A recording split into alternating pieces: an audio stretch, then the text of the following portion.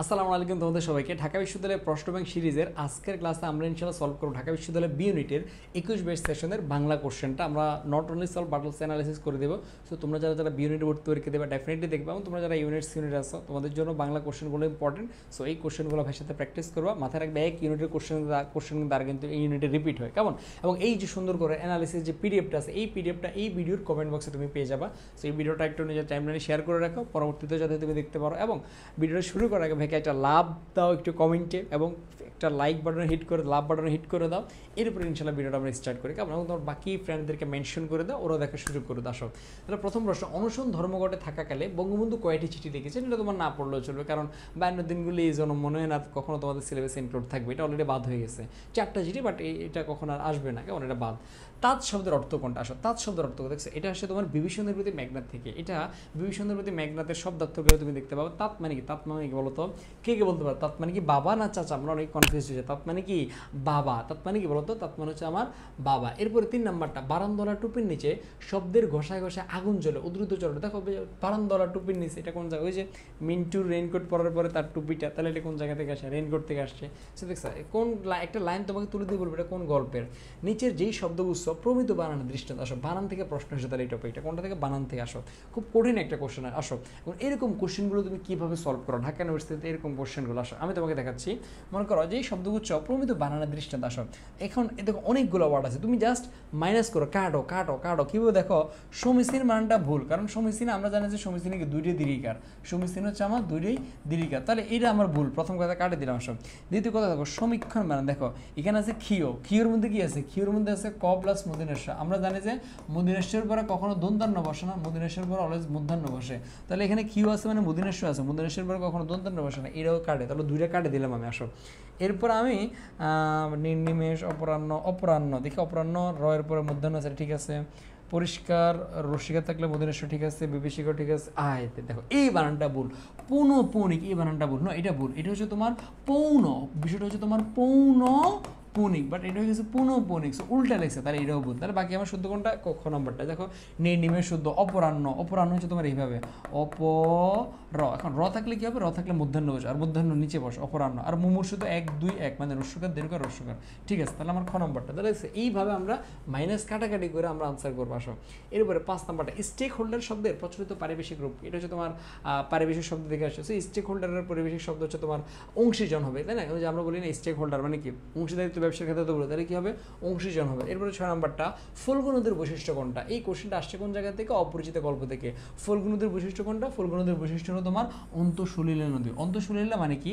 মানে এই নদীটা এমন একটা নদী যে নদীটার পানির উপরে মাটি থাকে এবং মাটির নিচে পানি থাকে। হ্যাঁ, অন্তঃসলিলা মানে অন্ত মানে ভিতরে, সলিল মানে পানি, মানে পানিটা মাটির নিচে থাকে। হ্যাঁ, এটাকে বলো তোমার ফল্গু নদী। কেমন? আসো, এরপর হচ্ছে তোমার 7 নাম্বারটা আমরা আনসার করি। আসো, এরপরে তোমাদের এই যে বাকি যে পারিবেশিক শব্দ, এটা অনুগ্রহ হবে না, এটা মিস্টেক হয়েছে।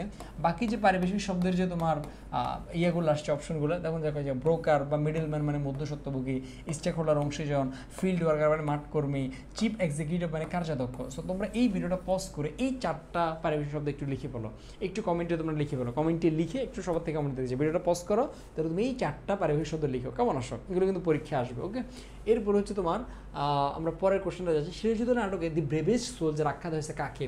এটাকে সাফরেক, এটাকে মীর মর্দানকে, এটাকে নারায়ণ সিং না বুদ্রি আলী? আসো, এই কোশ্চেন মানে মীর মর্দান সম্পর্কে কোশ্চেন, মোহনলাল সম্পর্কে প্রশ্ন, আবার কোনটা সিরাজের উক্তি, কোনটা মোহনলালের উক্তি, কোনটা মীর মর্দানের উক্তি, কোনটা তোমার নারায়ণ সিংয়ের উক্তি, কোনটা মীর জাফর উক্তি, কোনটা তোমার রায়দুল্লভের উক্তি, হ্যাঁ, কোনটা তোমার তোমার ওই যে ইংরেজ যারা আছে ওদের উক্তি। এই জিনিসগুলো থেকে কনফার্ম প্রশ্ন আসে। যেমন দেখো এটা কার? এটা মীর মর্দানকে বলছে। এখন দেখো এই মীর মর্দান সম্পর্কে তোমরা যারা ভাইয়ের কাছে পড়ো খুব ভালো করে জানো, এগুলো হচ্ছে ভাইয়ের স্লাইড। সো ভাই প্রত্যেকটা ব্যক্তি সম্পর্কে ইন ডিটেলস আমার স্লাইড থাকে, প্রত্যেকটা ব্যক্তির যত গুরুত্বপূর্ণ ইনফরমেশন থাকে। এই মীর মর্দান হচ্ছে কি কৌশলী যুদ্ধ, দেশপ্রেমিক সেনাপতি, নবাবের সর্বাধিক বিশ্বস্ত ব্যক্তি ছিল। মাথায় রাখবা, যদি বলো নবাবের বিশ্বস্ত সেনাপতি দুজন, একটা মীর মর্দান, একটা হচ্ছে মোহনলাল। যদি বলো সবচেয়ে বেশি বিশ্বস্ত ব্যক্তিকে, তখন আমরা আনসার করবো মীর মর্দান। আর তাকে কি বলো? দি ব্রেভেস্ট সোলজার, শ্রেষ্ঠ বাঙালি সৈনিক বলা হয়। সে কীভাবে মারা গেছে? গুলিবদ্ধ হয়ে। কোথায়? পলাশের প্রান্তরে। আবার সন্ধিনে আত্মসমর্পণ, হলদের উদ্দেশ্য থেকে মীর মর্দান করে। তাহলে এই যে সন্ধিনে আত্মসমর্পণ, এটা কে করছে? মীর মর্দান করছে। ইংরেজদের ঘায়াল করতে মোহনলাল সাফরে আর আমার বাহিনী যথেষ্ট, এটা কে বলছে? মীর মর্দান বলছে। আমাদের প্রাণ থাকতে নবাবের কোনো ক্ষতি হবে না, কে বলছে? মীর মর্দান বলছে।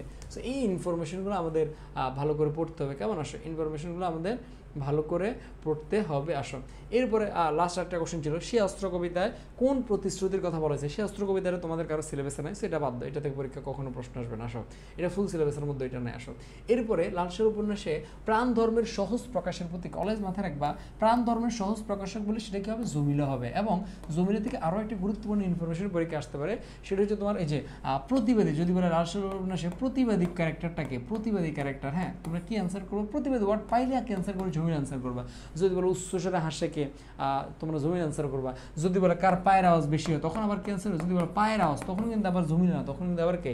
রহিমা হবে। কেমন? মানে প্রথম রহিমা হবে। আসো এরপরে তোমার 10 নম্বরটা আমরা একটু পড়ি। নিশ্চয়ই পারবো, এই বাক্যটিতে নিশ্চয়ই পদটি কোন? দেখছো পদ প্রকরণ থেকে তোমার প্রতি বছর ভার্সিটিতে পরীক্ষা প্রশ্ন আসে, অনেক গুরুত্বপূর্ণ, স্পেশালি পদ প্রকরণ অব্যয় পাঠ থেকে প্রতি বছরের পরীক্ষা প্রশ্ন আসে। তাহলে দেখো নিশ্চয়ই পারবো বাক্যটিতে নিশ্চয়ই পদটি ঢুকে, এটা কি প্রত্যন্ত অব্যয়, এটা কি সমস্যা অব্যয়, নাকি অনুসার অব্যয়, নাকি অনন্য অব্যয়? তোমাকে অব্যয়টা শিখতে হবে। এটা হচ্ছে তোমার অনন্যই অব্যয়। এখন আসো তোমাদেরকে আমি অনন্যই অব্যয়গুলো একটু শিখাই, অ্যাটলিস্ট অনন্য অব্যয়টা শিখাই। অনন্য অব্যয় হলো ওইগুলো যেগুলো হচ্ছে তোমার আবেগবাচক শব্দ। আমি আগে বলবো না ব্যথা পাচ্ছি তো, এ কি করছো তুমি, বাহ কি চমৎকার তোমার চেহারা, এই যে বাহ, এই তুমি যে সাউন্ডগুলো দেখো না, এই যে ছি ছি ছি, এ কি করলো সুফিয়ান, হায় হায় হায় মেমেরি কি সর্বনাশ হলো, কি চমৎকার তোমার রূপ, জ্বালা জ্বালা তোমাকে নিয়ে আর পারি না। এই টাইপসের আবেগ বা শব্দগুলো হচ্ছে তোমার অনন্যই বা আবেগ শব্দ। আর আরও কিছু অনন্য অভ্যাস আছে, যেমন মনে করো আমি বললাম কি না আমি যাবো না, এই যে না, এই যে হ্যাঁ, এইগুলো হ্যাঁ না টাইপসের গুলো তোমার অনন্য অভ্যয় হবে। আবার আমি যদি বলি আমি আজ আলবত যাবো, মানে কথার মধ্যে জোর প্রদান করছি, আমি নিশ্চয়ই যাবো, আলবত যাবে, এগুলো কি? অনন্যই অব্যয়। আবার বলছি নিশ্চয়ই পারবে, নিশ্চয়ই, এগুলো কি? অনন্যই অব্যয়। তো সেম টু সেম ওইখানেও তোমার যেটা আমরা দেখাইছি অনন্য অব্যয় জিনিসটা, কেমন? আসো এরপরে তো অনন্য অব্যয়গুলো অ্যাটলিস্ট শিখছো। আসো এরপর হচ্ছে পাথর, এবার হঠাৎ নয় চরণ উল্লেখিত পাথরটাকে, এটা কি মসজিদ নাকি সমাজ নাকি মাজার না খালেক? আসো এই জিনিসটা তোমাকে লাইন বাই লাইন না পড়লে বুঝবে না। কাহিনীটা তোমাকে বলি, যখন তোমার মসজিদে ঠ্যাংয়ের উপর ঠ্যাং দুলি শুরু হয়েছে, তো তোমার রহিমা কী করছে, তার ফাটা একটু টিপতেছে আর কি, তার ফাটা টিপতেছে। তো এখন কিছু মানুষের শরীর দেবো, মনে করো আমার যে বউ, মনে করো আমার যে বউ, বা তুমি যদি মনে করো আমার একটা শরীর মেসেজ করে দাও, তুমি দেখবা শরীরটা অনেক নরম শরীর। কিন্তু কিছু বা আমাদের শরীরগুলো নর্মালি অনেক নরম হয়, দেখবা টান দিয়ে অনেক আসে, গোস্ত অনেক নরম হয়, গাল টানলে একদম পুরো সোলাই চলে আসে, নরম। কিছু পুরুষের দেহ দেখবা এদের শরীরটা লোহার মতো শক্ত, মানে এদের শরীরের লোকে বাড়ি খেলে আমার শরীর মানে মনে আমি অনেক ব্যথা পাই।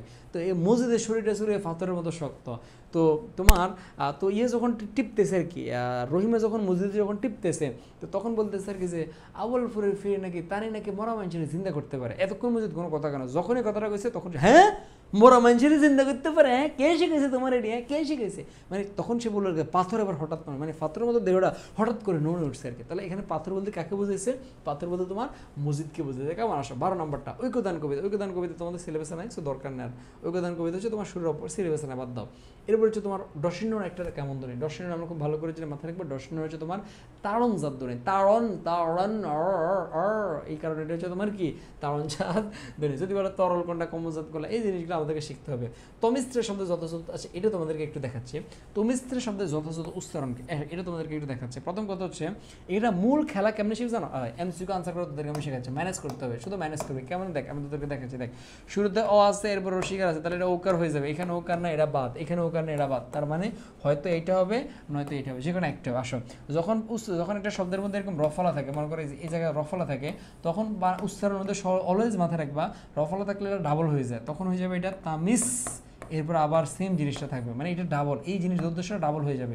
যদি মনে করো লয় রফলা থাকে, হ্যাঁ লয় রফলা, তারা মাথায় রাখবা একটা ল হবে, এরপরে লয় রফলা হবে। কেমন? আসে এই জিনিসগুলো মাথায় রাখবা। যদি মনে করো কি তোমার বয় রফলা আছে, বয় রফলা অলওয়েজ বা উচ্চারণের মধ্যে প্রথমে একটা ব হবে, এরপরে তোমার বয় রফলা হবে। এবার তুমি দেখো এখানে কি আছে তমিস্ত্রা, এখানে কি দ্বন্দ্ব দুইবার আছে না, এটা বাদ, এখানে দ্বন্দ্ব দুইবার আছে, এটা আমার ঠিক, তাহলে দেখো এটা আমার আনসার হবে। এইভাবে তুমি কি করবা? আনসার করবা। আসো এরপর এই যে তোমার ধ্বনিবর্ণ থেকে যেগুলো আসছে, যেমন জাস্ট এই জিনিসটা থেকে আমি তোমাকে এই স্পর্শ কোণগুলো, উষ্মশিস কোণ, তারজাত কোণগুলো, এখন টাইম যাবে এই জন্য শেখাচ্ছি না, জাস্ট তবু তোমাদেরকে এই সবগুলো সামারি তোমার এই জায়গায় আছে। তোমরা যারা যারা ধ্বনি এবং বর্ণের ক্লাসটা করছো, আই থিঙ্ক তোমাদের প্রবলেম হওয়ার কথা না। এই যে ক থেকে ম পর্যন্ত এদেরকে বলা হয়, এই 25টা বর্ণকে বলা বর্গীয় বর্ণ বলা হবে। এদের আরেকটা নাম হচ্ছে স্পর্শীয় বর্ণ বা স্পর্শীয় ব্যঞ্জন বা স্পৃষ্ট ব্যঞ্জন। এটা কেন বলা হয়? কারণ তুমি ক থেকে ম পর্যন্ত একটা অর্ড তুমি তোমার এই জিবার স্পর্শ ছাড়া কখনো তুমি উচ্চারণ করতে পারবে না, তুমি ছাড়া ট্রাই করতে পারো। দেখো তুমি তোমার জিবারে স্পর্শ না করে উচ্চারণ করো, ক উচ্চারণ করো তো শুরুতে খ উচ্চারণ করো, জিবারে টাচ করে ছাড়া, হ হ হ জিবা টাচ করে ছাড়া হয়। গরুর গো দেখো গ গুণার গ হয় না ও কখনো না, ক থেকে তুমি মজা চেষ্টা করো হয় না, মানে তুমি কখনোই ক থেকে ম পর্যন্ত গেলে তুমি জিভে ছাড়া করতে পারবে না। এই জন্য এরপরে তোমার নাসিক্য ধ্বনি আনুনাসিক মাথায় রাখবে, নাসিক্য ধ্বনি বা আনুনাসিক ধ্বনি কয়টা? 3টা। উম দন্তান্ন ম, যদি বলে বর্ণ করে তখন হবে ডেফিনেটলি 7টা। এই জিনিসগুলো কেমন? উম ইয় মূর্ধন্য দন্তান্ন ম অনুস্বার সুন্দরবিন্দু, কেমন? এগুলো মাথায় রাখবে, এগুলো বিশ্লেষণ করে ধ্বনি বর্ণের ক্লাস তোমাদেরকে শেখাবো। সো এই যে তারণজাত যেটা আমরা পেয়েছি, তারণজাত হচ্ছে তোমার কয়টা? দুইটা, দর্শন দর্শন, এই দুইটা যেমন তারণজাত। পার্শ্বিক ধ্বনি হচ্ছে ল, তরল ব্যঞ্জন হচ্ছে তোমার কি র ল। এই জিনিসগুলো তোমরা দেখে রাখবে, কেমন? আসো এরপর হচ্ছে তোমার পরের এমসিকিউটা, আমার এতদিনের ভুল সংশোধন করার এই শেষ সুযোগ আমাকে নিতেই হবে। সিরাজ কোন প্রসঙ্গে কথাটা বলছিল? যুদ্ধক্ষেত্রে সরাসরি গমন, মিলনের সঙ্গে সংলাপ বিনিময়, স্ত্রীর প্রতি ভালোবাসা প্রকাশে, নাকি কূটনৈতিক কৌশল নির্ধারণ? কোন ক্ষেত্রে বলছে? এটা হচ্ছে তোমার ক নাম্বারটা, যুদ্ধক্ষেত্রে সরাসরি গমন। যখন মিলন বলছে আমি এতদিন ভুল করে, সরি যখন সিরাজউদ্দৌলা বলছে আমি এতদিন ভুল করে আসছি মীর জাফরের মতো বেঈমানদেরকে বিশ্বাস করে, সো আমি এই ভুলটা আর করবো না, এখন আমি আমার এই ভুলের মাসুল দিতে, ভুলের খেসারত দিতে আমাকে অবশ্যই কী করতে হবে? আমাকে অবশ্যই আমি যুদ্ধক্ষেত্রে ভ্রমণ করবো, আমি নিজে যুদ্ধ করব, এই মীর জাফরদেরকে আমি টিকতে দেবো না। এই প্রসঙ্গে সেই কথা বলছে যুদ্ধক্ষেত্রে সরাসরি গমনের ক্ষেত্রে, কেমন? এখন আমরা দেখবো এই 15টা কোশ্চেন কোন কোন টপিক থেকে প্রশ্নগুলো আসে। তাহলে আমরা দেখি 22 সেশনে তোমার প্রথম পত্রিকা অনেক বেশি পরিমাণে প্রশ্ন দিছে। 52 দিনগুলো বিভীষণের প্রতি মেঘনাদ ঋণ করা, অপরিচিতা, সিরাজউদ্দৌলা থেকে 2টা প্রশ্ন আসে, লাল সিরাজের 2টা প্রশ্ন, সেই অস্ত্র ঐকতান। বাট ব্যাকরণ থেকে দিছে তোমার বানান, প্রকরণ, ধ্বনিবর্ণ, উচ্চারণ, আর বিরোচন থেকে দিছে একটা। তো ঢাকা ইউনিভার্সিটি একই কি আর কোনো ইয়ারে তোমার ফার্স্ট পেপার বেশি দেয়, কোনো ইয়ারে ব্যাকরণ বেশি দেয়। তো তোমরা যারা 25-26 পরীক্ষা দেবা তোমরা দেখবে ইনশাল্লাহ তোমাদের ইয়ারে ব্যাকরণ বেশি হবে। আবার যারা পরের বছর দেবে তারা মোটামুটি আগের বছরের কোশ্চেনটা দেখে তোমরা বুঝতে পারো তোমাদের সেশনে কোনটা বেশি আসবে, কেমন? সো ভাইয়ের কোশ্চেন ব্যাংকের ধারাবাহিক ক্লাসগুলো কেমন লাগছে ভাইকে জানাইও। আর এই ভিডিওর কমেন্ট বক্সে ভাইয়ের প্লেলিস্ট, অর্থাৎ পুরো প্লেলিস্টে দেওয়া আছে কোশ্চেন ব্যাংকের, বাকি ইউনিভার্সিটিগুলোর জন্য দেওয়া আছে, দেখে নেবে ইনশাল্লাহ। ভাইয়ের আবু সুফিয়ান শরীফ ইউটিউব চ্যানেল থেকে অবশ্যই দেখে নেবা, প্রত্যেকটা ভার্সিটির কোশ্চেন ব্যাংক সলভ করে এরপরে পরীক্ষা দিতে যাবা, কেমন? আর যারা যারা এখনও ভাইয়ের বাংলা অ্যাডমিশন ব্যাচে যুক্ত হও নেই, চাইলে যুক্ত হতে পারো। এই কোর্স প্ল্যানে ভাই শেষ করাবো, একটা বাংলা প্র্যাকটিস বুক থাকবে, একটা বিরোচন বুক থাকবে পিডিএফ আকারে, এই সিরিয়াল অনুযায়ী আমরা প্র্যাকটিস করবো। সো তোমার গোটা বাংলার preparation not only short syllabus but also full সিলেবাসের যে টপিকগুলো আছে, রিটেনের ক্লাস থাকবে, এমসিকিউর উপর টপ 1000 এমসিকিউর উপর মিশন থাকবে।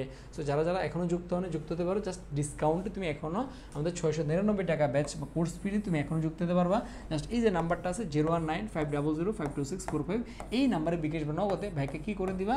সেন্ড মানি করে দিবা। এটা ভাইয়ের পার্সোনাল নাম্বার, সেন্ড মানি করে দিবা, মানে পার্সোনাল বিকাশ সেন্ড মানি করে তুমি ভাইকে জাস্ট এই নাম্বারে হোয়াটসঅ্যাপের মধ্যে মেসেজ দিতে পারো, অথবা ভাইয়ের আবু সুফিয়ান ফেসবুক পেজের মধ্যে তুমি মেসেজ দিতে পারো, দিয়ে ভাইকে লাস্ট নাম্বারটা বলে আমি তোমাকে অ্যাড করে নেবো।